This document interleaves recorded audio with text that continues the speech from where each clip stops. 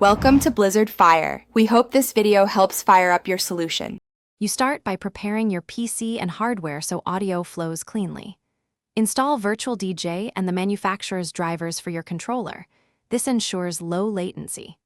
Once done, plug the controller into USB and set the Windows default playback to the controller if required.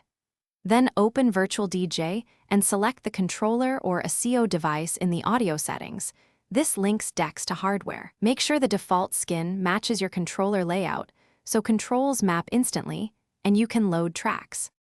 Now you build the mix by prepping tracks and mapping controls. Analyze your library so BPMs and keys display. This helps match tempos. Then load tracks onto Deck A and Deck B by dragging or using controller load buttons and inspect the detailed waveform to identify drops. Next, adjust gain and EQ to balance levels before setting 1 or 2 cue points for reliable returns.